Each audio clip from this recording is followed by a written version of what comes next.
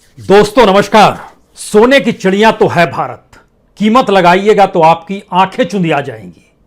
और अगर समूचे भारत की ही कीमत कोई लगाने लग जाए तो यकीन जानिए वह फिर दुनिया में सबसे रईस शख्स होगा।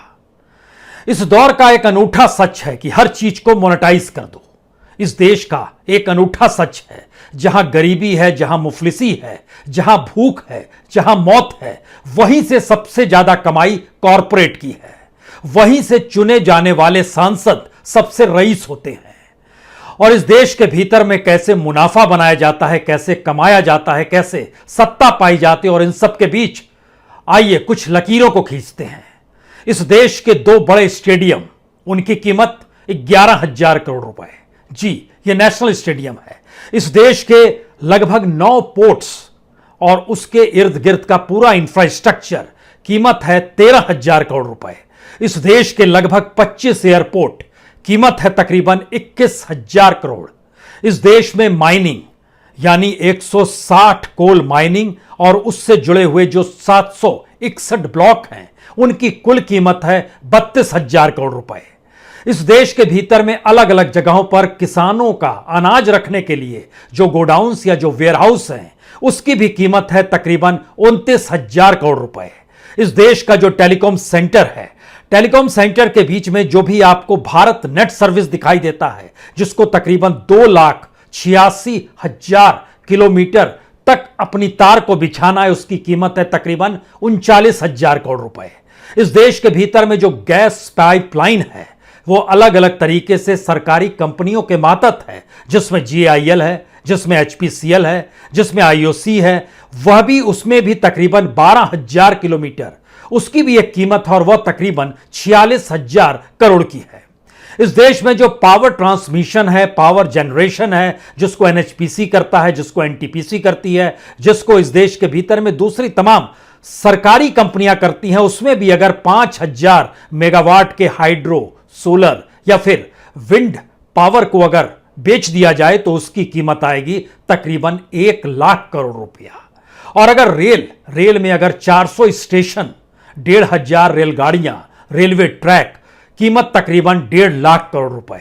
और सड़कों में भी नेशनल हाईवे तकरीबन 26 से 27,000 किलोमीटर अगर प्राइवेट सेक्टर को दे दिया जा रहा है तो उसकी कीमत है तकरीबन 1,60,000 करोड़ रुपया। अब सबको जब जोड़िएगा तो आप कहेंगे कितनी रकम बनती है। यह तकरीबन आपको 5.5 से 6.5 लाख करोड़ की रकम बनती है। यह सब मोनेटाइजेशन की दिशा में बढ़ चुके हैं, सरकार तेजी से काम कर रही है। लेकिन आज सवाल सिर्फ इतना बड़ नहीं है कि दरअसल देश चलाने के लिए पैसा चाहिए, और वो पैसा कहां से आएगा। सरकार अपने तौर पर कुछ भी चलाना नहीं चाहती है। सरकार चाहती है सब कुछ बेच दिया जाए। लेकिन फिर इस देश के भीतर सरकार का काम क्या है, और सरकार किस काम के हिसाब से इस देश से वोट पा लेती है। हमें लगता है आज पहले इसको समझ लीजिए, तब आप समझ पाएंगे कि इस देश में किस तरीके से पॉलिटिशियन सत्ता पाते हैं, कॉरपोरेट मुनाफा बनाता है, और जनता गरीबी, भुखमरी, असमानता में ही जीने को मजबूर रहती है। यह खेल होता कैसे है? क्योंकि मौजूदा सरकार ने प्लानिंग कमीशन तो खत्म कर दिया। जब भारत में पहली बार आजादी के बाद प्लानिंग कमीशन की जब रिपोर्ट निकल कर आई तो उस रिपोर्ट में कुछ बातों का जिक्र था, और उस तमाम बातों के भीतर एक जिक्र था कि इस देश के भीतर में तकरीबन 75 जिले ऐसे हैं जो बेहद गरीब जिले हैं। 75 जिलों की फहरिस्त नेहरू के वक्त में 50 के दशक में, यानी आज से लगभग 70 वर्ष पहले ही तय कर ली गई। इस देश के भीतर में लगभग 75 सबसे गरीब जिले कौन कौन से हैं। उसमें बहुत बड़ा इलाका बुंदेलखंड का भी था, उसमें एक बड़ा इलाका बस्तर का भी था, उसमें एक बड़ा इलाका पलामू का भी था, उसमें संथाल परगना का भी इलाका था। नॉर्थ ईस्ट के भी कई जिले उसमें आते थे, उसमें दक्षिण भारत के भी बहुत सारे जिले आते थे। लेकिन इन 70 बरस के भीतर में एक के बाद एक प्रधानमंत्री आते चले गए, चलते चले गए। हर किसी ने अपने लिहाज से गरीब जिलों को कहीं ज्यादा रईस बनाने की दिशा में सोचना शुरू किया, लेकिन जिलों में कमी नहीं आई। यह अलग मसला है कि जिले धीरे धीरे टूटकर 2 और 3 जिलों में तब्दील होने लगे। लेकिन आखिरी वक्त तक, यानी जैसे आप सफर को शुरुआत कीजिएगा, आखिरी रिपोर्ट पीवी नरसिम्हा राव के वक्त आती है और उसमें एक सुधार के साथ चीजें जब आगे बढ़नी शुरू होती है तो उसको वाजपेयी सरकार भी अपने तौर पर मानती है। हां, इस देश में गरीब जिलों को कहीं ना कहीं मुख्यधारा से जोड़ना होगा। ये गरीब जिले कैसे हैं, कौन से हैं गरीब जिले? क्योंकि अब तो प्लानिंग कमीशन है नहीं, अब तो नीति आयोग है और मोदी सरकार है। तो नीति आयोग ने इस देश के 115 जिलों को चुना और नाम बदल दिया, नाम कर दिया एस्पिरेशनल डिस्ट्रिक्ट्स, यानी अब वो पुअर जिले नहीं बचे। लेकिन उसके बाद जो रिपोर्ट निकल कर आई, उस रिपोर्ट में खुद नीति आयोग ने माना दरअसल हम जिन जिलों का जिक्र कर रहे हैं उसमें न्यूट्रिशन पूरा नहीं मिलता है, भोजन नहीं मिलता है, एजुकेशन नहीं है, कम है, बहुत कम है, एग्रीकल्चर का इंफ्रास्ट्रक्चर बेहद कम है, वाटर रिसोर्स बेहद कम है, फाइनेंशियल इंक्लूजन जो वहां मिलना चाहिए नहीं मिल पा रहा है, स्किल डेवलपमेंट हो नहीं पा रहा है, बेसिक इंफ्रास्ट्रक्चर आ नहीं पा रहा है, यानी हेल्थ, एजुकेशन और जो किसानी है, इन सब को लेकर काम करने की जरूरत है। और उसमें यह जानकारी निकल कर आई कि स्थिति तो इतनी नाजुक है कि इन जगहों पर बेसिक चीज दे दीजिए, स्कूल दे दीजिए, आंगनबाड़ी दे दीजिए, राशन की दुकान दे दीजिए, मनरेगा चला दीजिए, मिड डे मील दे दीजिए, राष्ट्रीय हेल्थ मिशन चला दीजिए, पीने का साफ पानी दे दीजिए। यह भी असंभव सी बात लगने लगी बीते 3-4 बरस के भीतर। लेकिन आपके जहन में एक सवाल जरूर होना चाहिए, ये जो एस्पिरेशनल डिस्ट्रिक्ट्स हैं और एक वक्त ये पुअर डिस्ट्रिक्ट थे, यानी इस देश में आजादी के साथ जो गरीब जिलों का जिक्र है, वहां रहने वालों की तादाद और वहां से चुने जाने वाले सांसदों और विधायकों की स्थिति, बीते 70 बरस का सच यह है कि इस देश के भीतर में जो 115 जिले हैं जो अब एस्पिरेशनल डिस्ट्रिक्ट के तौर पर लिया गया, और जब 75 जिले पुअर हुआ करते थे, वहां से जो भी सांसद चुने गए 91 के बाद से सभी करोड़पति होते चले गए। 91 से पहले करोड़पति नहीं हुआ करते थे, लखपति हुआ करते थे। लेकिन 91 के बाद से स्थिति बननी शुरू हुई और 21वीं सदी में यानी सन 2000 के बाद तो यहां के सांसद अरबपति होने लगे, विधायक अरबपति होने लगे, लेकिन जनता और ज्यादा मुश्किल हालात में होती चली गई। आपके जहन में यह सवाल होना चाहिए कि 115 क्या पूरे देश में है? यकीनन पूरे देश में है। और इन जिलों के भीतर में तमाम जगहों पर तमाम बड़े कॉरपोरेट्स की इंडस्ट्रीज चलती है। उस इंडस्ट्री से उनको सबसे ज्यादा लाभ होता है और उस मुनाफे को लेकर वह पॉलिटिकल पार्टी को फिर पैसा दे देते हैं।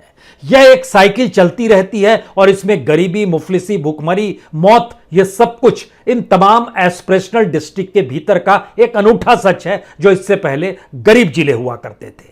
आंध्र प्रदेश के 3 जिले, अरुणाचल प्रदेश का 1 जिला, असम के 7 जिले, बिहार के 13 जिले, छत्तीसगढ़ के 10 जिले, गुजरात के भी 2 जिले हैं, नर्मदा और दाहोद, हरियाणा का भी 1 जिला है मेवात, हिमाचल प्रदेश का 1 जिला, जम्मू कश्मीर के भी हैं 2, उसमें कुपवाड़ा और बारामूला भी आता है। झारखंड के तो सबसे ज्यादा 19 जिले एस्पिरेशनल डिस्ट्रिक्ट में आते हैं। आप कल्पना कर रहे हैं, गोड्डा वो जगह पर है जहां पर अडानी ने अपना पावर सेंटर लगा दिया और वो अब बांग्लादेश को वहां से ऊर्जा पैदा करेगा और वहां से बांग्लादेश को बेचेगा। लेकिन गोड्डा अपने तौर पर एस्पिरेशनल डिस्ट्रिक्ट में है और संथाल परगना के हिस्से की जानकारी 1950 में नेहरू ने की थी और जानकारी अपने तौर पर राजेंद्र प्रसाद ने अपने पहले भाषण में इस बात का जिक्र किया था। पलामू का इलाका, संथाल परगना का इलाका, बस्तर का इलाका, इन सबको मुख्यधारा से जोड़िए। यहां के पार्लियामेंट्रीज, यहां के विधायक, ये सब इनके लिए काम करें, यहां पर विकसित करें। लेकिन जो यहां से चुना गया रईस हो गया और यहां की स्थिति और बद से बदतर होती चली गई। सिम्बू माइंस का बड़ा इलाका है, वह भी इसके हिस्से में आता है। पाकुड़, पलामी, लातेहार, ये सभी जो हैं झारखंड के इलाके हैं। लेकिन कर्नाटक, रायचूर, यदगीर, मध्य प्रदेश के 8 जिले हैं, कर्नाटक के 2 जिले हैं। अब मध्य प्रदेश के 8 जिलों में जब जाइएगा तो सीमेंट की फैक्ट्री और माइनिंग कमोवेश आपको हर जगह मिलेगी। कॉरपोरेट्स की बड़ी बड़ी इंडस्ट्री इन जगहों पर चल रही होगी। सिंगरौली उसमें सबसे शानदार जगह है जो पावर सेक्टर के लिए मशहूर है, लेकिन यहां के लोग अभी भी गरीबी और मुफलिसी में जीते हैं। इसी तरीके से जब आप महाराष्ट्र में जाइएगा तो उसमें भी टॉप कॉरपोरेट्स आपको महाराष्ट्र के गढ़चिरौली में दिखाई देंगे। बॉर्डर इलाका है, आंध्र प्रदेश से सटा हुआ इलाका है, लेकिन यहां पे बड़ी तादाद में कॉरपोरेट हैं, लेकिन यह एस्पिरेशनल डिस्ट्रिक्ट में आता है। इसके अलावा नंदुरबार, वाशिम, उस्मानाबाद, बेहद गरीब और मुफलिस इलाके। लेकिन यहां से सत्ता की रईसी और कॉरपोरेट का मुनाफा खूब बना रहता है। उड़ीसा के 10 डिस्ट्रिक्ट हैं, पंजाब के 2 डिस्ट्रिक्ट, मोगा में तो अडानी ने अपने वेयरहाउस खोलने शुरू कर दिए हैं और बड़ी तादाद में वहां पर अब अनाज का भंडारण किया जाएगा। लेकिन वहां उस जिले की अपनी स्थिति जो है, यह स्थिति बेहद दर्दनाक और त्रासदीदायक है। इसी तरीके से फिरोजपुर भी है। राजस्थान के भी 5 जिले हैं। उत्तर प्रदेश के सोनभद्र का इलाका, यहां पर कौन कॉरपोरेट और किसकी इंडस्ट्री नहीं चलती है? कमोवेश सभी की चलती है, लेकिन यहां के लोग बदहाली में जीते हैं। चित्रकूट, बहरेइच, श्रावस्ती, बलरामपुर, चंदौली, ये सारे जिले जो हैं एस्पिरेशनल डिस्ट्रिक्ट्स में आते हैं। लेकिन अगला सवाल सबसे बड़ा यह है कि सरकार ने जो लकीर खींची, हमको लगता है उसको आज जरा समझने की कोशिश कीजिए, तब हम आपको सही मायने में आंकड़े बता पाएंगे। जो मोनेटाइजेशन अभी 6 लाख करोड़ का होने की स्थिति में आ रहा और क्या क्या बेचना है, जिसका हमने आपको जिक्र किया, इन जगहों से लगातार जो दोहन हुआ है और कॉरपोरेट ने इन जगहों का दोहन किया है। लेकिन यह पूरे इलाके किस बेसिक चीज के लिए तड़प रहे हैं? यह एक ऐसी स्थिति है जो शायद दुनिया के किसी भी देश में आपको सुनने और देखने को नहीं मिलेगी कि अच्छा हम ऐसी न्यूनतम की लड़ाई लड़ रहे हैं। क्योंकि यह 115 जिलों जिसका हमने जिक्र किया, इसके भीतर का एक अनूठा सच यह है कि 50-50 जिले निर्धारित किए गए कि कौन से जिले हैं इस देश के जो सबसे ज्यादा गरीबी है जहां पर। उसमें आपको जानकर हैरत होगी, उड़ीसा के 10 जिले, मलकानगिरी पहला नंबर पे आता है, दूसरे नंबर पर नवरंगपुर आता है, तीसरे नंबर पर रायगढ़ आता है, चौथे नंबर पर कोरापुट आता है, 5वें नंबर पर नुपाड़ा आता है। इसी तरीके से उसके 10 जिले आते हैं। झारखंड के 9 जिले आते हैं। सबसे गरीब हैं बिहार के 7 जिले आते हैं, छत्तीसगढ़ के 6 जिले आते हैं, मध्य प्रदेश के 7 जिले आते हैं। इसमें नरसिंहपुर, सिवनी, मंडला, डिंडोरी, बालाघाट ये सभी है। पश्चिम बंगाल के भी 4 जिले आते हैं जो सबसे गरीबी की दिशा में है, पुरुलिया, बांकुड़ा, मुर्शिदाबाद, जलपाईगुड़ी। उत्तर प्रदेश के 2 जिले आते हैं। ये सबसे गरीब जिले हैं। अब दूसरा सवाल आता है, इस गरीबी के साथ एक और इंडेक्स को जोड़िए जहां सबसे ज्यादा भूख है। अरुणाचल प्रदेश के 7 जिले, उड़ीसा के 8 जिले, झारखंड के 7 जिले, उत्तर प्रदेश के 2 जिले, पश्चिम बंगाल के 8 जिले। पश्चिम बंगाल के 8 जिले जहां पेट भर भोजन का जिक्र होता है कि यहां पेट भर भोजन नहीं मिल पाता है। किशनगंज, दंतेवाड़ा, पाकुड़, श्रावस्ती, मलकानगिरी, ये सब बिहार, छत्तीसगढ़, झारखंड, उत्तर प्रदेश और उड़ीसा के 5 जिले ऐसे हैं जहां लिटरेसी सबसे कम है। पहले नंबर पर किशनगंज आता है जहां लिटरेसी कम है, बिहार का। उसके बाद दंतेवाड़ा आता है छत्तीसगढ़ का, फिर झारखंड का पाकुड़ आता है, उत्तर प्रदेश की स्वास्थ्य आते हैं, मलकानगिरी उड़ीसा का वो आता है। ये एक पूरी लिस्ट सरकार की ही द्वारा जारी की गई है जो बताती है इस देश के भीतर की क्या स्थिति है। लेकिन असल खेल यहीं से शुरू होता है। इन तमाम जगहों की जब पॉलिटिकल पार्टीज के नेताओं को जोड़ना शुरू कीजिएगा जिन राज्यों में खास तौर से गरीबी बदहाली है, तो इस देश की 237 लोकसभा की सीट इसी दायरे में आती है।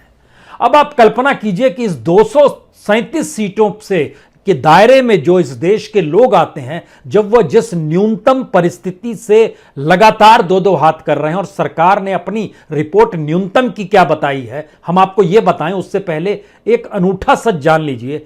इन जगहों से जो हम आपको राज्य बताने वाले हैं और इसके जरिए कॉरपोरेट का मुनाफा जो है लास्ट 10 ईयर्स का, और इसी 10 साल में इस देश के पार्लियामेंट्रीज और विधायकों की कमाई, उन दोनों को जोड़ लीजिएगा, क्योंकि 237 सीटें इन लगभग 7-8 राज्यों की है। उत्तर प्रदेश, बिहार, उड़ीसा, झारखंड, पश्चिम बंगाल, छत्तीसगढ़, मध्य प्रदेश, इन जगहों की 237 सीट, और इन 237 में से 222 सीटों के सांसद जो हैं ये करोड़पति और अरबपति हैं। इन जगहों से जो विधानसभा के लोग आते हैं उसमें लगभग 67% करोड़पति और अरबपति हैं। लेकिन इन इलाकों को लेकर जो लकीर खींची गई, और अगर आप सिर्फ इसके दायरे में 115 एस्पिरेशनल डिस्ट्रिक्ट्स जिसका जिक्र मोदी गवर्नमेंट ने और नीति आयोग ने किया है, उसका एक अनूठा सच है कि 97 सांसद जो यहां से चुने गए हैं वह करोड़पति और अरबपति हैं 115 में से। कमाल की स्थिति है। दूसरा सवाल, इन जगहों से जो दोहन होता है माइंस का, जो कॉरपोरेट की अपनी अपनी इंडस्ट्री चलती है, जो भी इंडस्ट्री वहां पर अलग अलग से, चाहे वो स्टील प्लांट हो, चाहे वो सीमेंट प्लांट हो, चाहे वो पावर सेक्टर से जुड़ा हुआ, या कोई भी इंडस्ट्री जो चलती है, उसकी कमाई इस बीते 10 बरस के भीतर में जो सिर्फ शुद्ध मुनाफे के तौर पर है, वह कल्पना कीजिए कितनी हो सकती है, आप सिर्फ उंगलियों पर गिनते रह जाएंगे। इन जगहों से जो कमाई है वो तकरीबन 60 लाख करोड़ से ज्यादा की कमाई बीते 10 बरस में यहां से जुड़े इंडस्ट्रीज की हुई है, जो सिर्फ और सिर्फ इन्हीं जगहों का दोहन करते रहे। और इन जगहों को लेकर सरकार बताती है कि दरअसल हमें क्या काम करना है। अब आप सोचिए इन जगहों की स्थिति क्या है। एजुकेशन को लेकर बच्चे स्कूल जाते रहें, प्राइमरी से अपर प्राइमरी और वहां से सेकेंडरी तक के स्कूल बच्चे चले जाएं, ये काम कम से कम कर दें, बड़ी बात है। जो भाषा होती है, लैंग्वेज होता है, और जो हिसाब किताब होता है, मैथमेटिक्स होता है, वो बच्चे सीख लें। आज भी सरकार की रिपोर्ट है ये, अभी भी सरकार इसी दिशा में इन जगहों पर काम कर रही है। जो 237 सीट या 115 एस्पिरेशनल डिस्ट्रिक्ट हमने दोनों को मिला दिया है। किताबें वक्त पर पहुंच जाएं, जो सरकारी किताब बांटी जाती है वो भी वक्त पर पहुंच जाए, इसकी भी जद्दोजहद सरकार की ही रिपोर्ट कहती है नहीं पहुंच पाती है। हम पहुंचाने की कोशिश कर रहे हैं। इस स्कूल में टॉयलेट हो जाए और पीने का पानी हो जाए, एक हैंडपंप हो जाए, एक लाइट हो जाए। इस स्थिति में इस देश के एजुकेशन का इंफ्रास्ट्रक्चर इस लगभग 233 लोकसभा के दायरे में आने वाले जिलों का है। और हेल्थ सेक्टर आते ही दिमाग में आपके कैसी बीमारी, कैसा इंफ्रास्ट्रक्चर। यह तो कोविड काल में हमें पता चल गया इंफ्रास्ट्रक्चर नहीं है, लेकिन सरकार की रिपोर्ट क्या कहती है। सरकार कहती है इन जगहों पर जो एस्पिरेशनल डिस्ट्रिक्ट्स हैं, जो गरीब जिले हैं, जहां पर भूखमरी है, जो जहां पर लिटरेसी कम है, वहां पर बच्चे जन्म लेने के साथ मर ना जाएं, ऐसी हेल्थ व्यवस्था करनी चाहिए। बीमारी ना फैले, और बीमारी हो तो कम से कम प्राइमरी इलाज मिल जाए। और तो और जो गांव है उसके 5 किलोमीटर के दायरे में एक अस्पताल तो हो जाए, और उस अस्पताल में कम से कम एक दवाई तो हो जाए। कौन सी लड़ाई ये देश लड़ रहा है। और चकाचौंध दिल्ली की तूफानी है। इस चकाचौंध के भीतर में सेंट्रल विस्टा भी चाहिए, और आने वाले वक्त में उस पार्लियामेंट को जो अंग्रेजों ने बनाया उसको म्यूजियम में भी तब्दील करना है। खूब पैसा है हम लोग के पास, अतः पैसा है, क्योंकि भारत सोने की चिड़िया है, और इसका मोनेटाइजेशन कीजिएगा तो अरबों खरबों रुपया आपको मिल जाएगा, क्योंकि आप कमीशन ले लेंगे। लेकिन बहरहाल आइए हेल्थ पर ही लौटिए। हर अस्पताल में एक डॉक्टर होना चाहिए, यह भी सरकार का टारगेट है। कमाल की स्थिति है। और जब बेसिक इंफ्रास्ट्रक्चर पर आते हैं, जिस बात का जिक्र किया गया है उसमें है कि हर सर पे एक छत जरूर होनी चाहिए, पीने का पानी और बिजली उस घर में जरूर होनी चाहिए, सड़क होनी चाहिए गांव के भीतर में, और शौचालय भी होना चाहिए। अभी भी इसकी लड़ाई लड़ी जा रही है। और जो फाइनेंशियल इंक्लूजन और स्किल डेवलपमेंट का जिक्र हो रहा है वह तो और चौंकाने वाला है। कोई हुनर, कोई भी कामकाज किसी भी रूप में जो फिजिकल लेबर से हटकर हो, एक बेसिक हुनर जो है वहां के युवाओं को कम से कम मिल जाए। एजुकेशन नहीं दे पा रहे हैं मान रहे हैं, लेकिन कोई हुनर तो दे दें। इसके लिए भी स्किल डेवलपमेंट करने की दिशा में सरकार सोच रही है, क्योंकि युवा भटके नहीं, रोजगार से जुड़े। और इसके लिए बुजुर्गों के लिए पेंशन है, युवाओं के लिए मुद्रा योजना है, पैसा दे दीजिए कुछ तो हो जाएगा। तो हम एक ऐसे खांचे के भीतर हैं जिसमें 60 लाख करोड़ रुपया 10 बरस के भीतर सिर्फ मुनाफे के तौर पर वही कॉरपोरेट पाते हैं जिन जगहों के लोग जो है न्यूनतम लड़ाई लड़ रहे हैं। और उन जगहों से चुने जाने वाले सांसद जो हैं, बीते 10 बरस में जब उसका हिसाब निकाला गया तो तकरीबन यहां पर चुने जाने वाले 500 सांसद बीते 10 बरस के भीतर में करोड़पति या अरबपति हो गए। यहां से चुने जाने वाले लगभग 750 विधायक यह करोड़पति और अरबपति की दिशा में थे। ऐसा कोई नहीं मिला जो लखपति भी ना हो, ऐसा कोई नहीं मिला। लेकिन यह पूरे इलाके अपने तौर पर न्यूनतम की लड़ाई लड़ रहे हैं।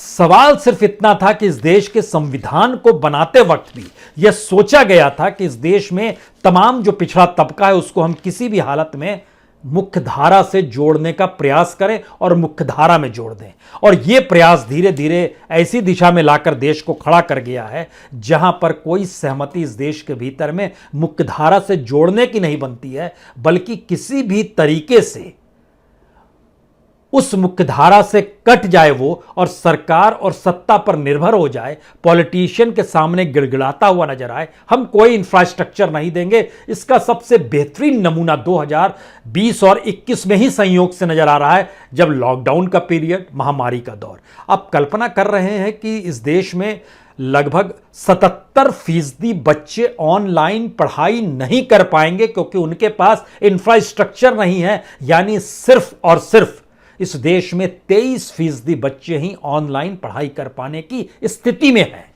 यानी बीते 1.5 साल से इस देश के 77% बच्चों ने कोई पढ़ाई नहीं पढ़ी क्योंकि आपने उस ताला लगा दिया स्कूलों में। आपने कहा ऑनलाइन ही चीजें चलेंगी और ऑनलाइन की स्थिति सिर्फ 23% पर आके अटकी पड़ी है। हर बरस पहली कक्षा में एडमिशन तकरीबन 2,40,00,000 बच्चे लेते हैं, लेकिन 2020 में 2,40,00,000 बच्चों ने कहां एडमिशन लिया, किसी को नहीं पता। इस देश के भीतर में सरकार ने एजुकेशन का बजट भी कम किया है, 5,000 करोड़ रुपए। इस दौर में मिड डे मील का बजट भी कम हो गया। मिड डे मील का बजट तो गायब ही हो गया एक लिहाज से, क्योंकि बीते 2 सीजन में कोई क्लास नहीं हुई और मिड डे मील जिस नाम पर चलता था पहली से लेकर 8वीं तक, 14 करोड़ बच्चों को मिड डे मील नहीं मिल पाया। स्कूल नहीं चल पा रहा था तो भोजन भी नहीं दे पाए हम, क्योंकि भोजन और उससे जोड़ा गया आंगनबाड़ी के पास अलग संकट था, उनके अपने पैसे में रुकावट आ गई, उनकी अपनी जिंदगी कैसे चलेगी यह भी स्थिति आ गई। और इन सब के बीच जब हमने आकलन निकालना शुरू किया कि सरकार ने बजट कम कर दिया, सरकार के पास बच्चों की सूची अगर है तो इतने बच्चे कहां कैसे जा रहे हैं, तो जानकारी निकल कर आई जो न्यूट्रिशन का मामला था, इस देश में लगभग 37,50,00,000 बच्चे जो हैं वो हेल्थ की दृष्टि से कुपोषित के श्रेणी में आ जाते हैं, क्योंकि उनका ग्रोथ और वेट, ये centre for science and environment की रिपोर्ट कहती है कि वो उस लिहाज से फिट नहीं बैठते हैं। अब आप कल्पना शुरू कीजिए कि हम आपसे जिससे बात शुरुआत हुई थी, इस देश का मोनेटाइजेशन अगर किया जाए तो देश वाकई सोने की चिड़िया है। इतने पैसा यहां पर है, आप एक एक करके कल पुर्जे बेचना शुरू कीजिए। आज ये माइन बेचिए, आज ये एयरपोर्ट बेचिए, आज इसको बेचिए, कल उसको बेचिए, पैसा आते रहेगा। लेकिन इस देश में ह्यूमन इंडेक्स और मानव संसाधन की कोई कीमत नहीं है। यानी एक ऐसी परिस्थिति में भारत को लाकर खड़ा कर दिया गया जहां 5 ट्रिलियन का सपना ठीक है, लेकिन पर कैपिटा इनकम जो है दुनिया के मानचित्र पर भारत का नंबर 150 के भी नीचे आता है। 162 में भारत का नंबर है, जो IMF की रिपोर्ट बताती है। यानी दुनिया में 162वें नंबर पर भारत आता है। यह मत देखिए कि भारत की इकोनॉमी जो 5 ट्रिलियन का सपना जो GDP का देखा गया है, वह आज की तारीख में 8वें नंबर पर है। यानी दुनिया में सबसे ज्यादा असमानता भारत के भीतर है। हमारी GDP और हमारी जनसंख्या जब उससे आप डिवाइड करते हैं तो आपका नंबर 7वें से निपटते हुए एक झटके में 162 पर आ जाता है। यह स्थिति भारत के मानचित्र पर, और ये सारे सवाल इस दौर में कोई मायने नहीं रखते हैं। इस देश के भीतर में झटके में कोई भी मुद्दा उछाल दीजिए, वह मुद्दा चुनाव से जुड़ना चाहिए, चुनाव की संवेदनशीलता को हिलाना चाहिए, लोगों की भावनाओं से खिलवाड़ होना चाहिए, और उसके बाद देखिए स्थिति सत्तानुकूल हो जाएगी और पूरा कॉरपोरेट उसमें लग जाएगा। तब ऐसे में एक आखिरी बात, इस देश के जो टॉप मोस्ट 5 कॉरपोरेट हाउसेज हैं, इन 5 कॉरपोरेट हाउसेज ने अपनी मेहनत से कमाया नहीं है जो इनका नेटवर्थ बढ़ा है। इन कॉरपोरेट्स का नेटवर्थ इस देश में कौड़ियों के मोल सत्ता ने जो ट्रांसफर किया है, इनके पास जो तमाम पावर्स दिए हैं, जो माइनिंग्स के पावर होंगे, सब चीजें जो ट्रांसफर कर दी गई डिसइन्वेस्टमेंट और प्राइवेटाइजेशन के नाम पर, वही पैसा इनके पास पहुंच गया। यानी ये देश कंगाल होते गया, कॉरपोरेट रईस होते गया। इसलिए जिस पीरियड में भारत की GDP माइनस में भी चली गई, उस पीरियड में भारत में कॉरपोरेट का नेटवर्क दुनिया के साथ बड़े बड़े कॉरपोरेट पहले और दूसरे नंबर के कॉरपोरेट से मैच करने की स्थिति में आ गया। हम एक ऐसी स्थिति में आकर खड़े हैं। अब आप कल्पना कीजिए अब किस चीज की मोनेटाइज किया जाए और किस बात की मोनेटाइज किया जाए, क्योंकि दुनिया भर में भारत के जो NRIs हैं उनकी संख्या भी तकरीबन 1.5 करोड़ के लगभग है। आप कल्पना कर रहे हैं कि NRIs जो है वह अफगानिस्तान में भी है। अफगानिस्तान में भी 3,000 से ज्यादा NRIs हैं जी, भारत के जो लोग हैं एनआरआई बन के वहां रह रहे हैं, यानी दुनिया के तमाम देशों में 1.5 करोड़ से ज्यादा एनआरआई इसलिए गए, और जो भारत के लोग, जो भारत के सिटीजन इससे पहले चले गए और ये माना जाता है कि वो भारत के नागरिक कभी रहे हुए थे या भारत से निकले हुए लोग थे, उनकी संख्या भी तकरीबन 1.25 करोड़ के लगभग में है। इतनी बड़ी तादाद में, और हर बरस, और इस बरस तो रिकॉर्ड टूट गया है, जो बच्चे बाहर पढ़ने जाते हैं हायर एजुकेशन को लेकर, तमाम पीछे सालों को पीछे ढकेलते हुए इस बार सबसे ज़्यादा बच्चे बाहर ही चले गए, क्योंकि वो जान गए इस देश के भीतर में तो ऑनलाइन पढ़ाई होगी, इससे बढ़िया बाहर से ही पढ़ाई कर लो, ऑनलाइन कुछ तो पढ़ाई हो जाएगी। तो जिनके पास जरा भी पूंजी, जरा भी पैसा था, वो सब बाहर का रास्ता, और उनकी संख्या संयोग से 7 लाख पार कर चुकी है सिर्फ एक बरस में। मुश्किल सवाल है। प्राथमिकता इस देश के लोगों से नहीं जुड़ी है, प्राथमिकता कमाई से जुड़ी है, मुनाफे से जुड़ी है, इस देश को खोखला बनाकर अपनी जेब भरने से जुड़ी है। और हम और आप मानकर चल रहे हैं ये जनता के नुमाइंदे हैं, और ये नुमाइंदे विधानसभा और पार्लियामेंट में बैठकर इस देश की जनता का हित साधेंगे। असंभव है। पूरे सिस्टम को बदलने वाली पॉलिटिकल पार्टी क्या इस देश में है जिसके पास यह विजन हो कि इस देश के पूरी की पूरी अर्थव्यवस्था के ढांचे को कैसे बदला जाए, या जो चला आ रहा है उसी को चलते रहते देते हुए 5 साल कुछ और कमा लिए जाएं, पार्टी को रईस बना लिया जाए, खुद अरबपति हो लिया जाए, मौज मस्ती की जाए, टैक्स पेयर का पैसा है, जनता का पैसा है, देश का पैसा है, लूटिए और एंजॉय कीजिए, और उसके बाद एक उम्र के बाद मौत। यही है सच। बहुत बहुत शुक्रिया, बहुत बहुत शुक्रिया।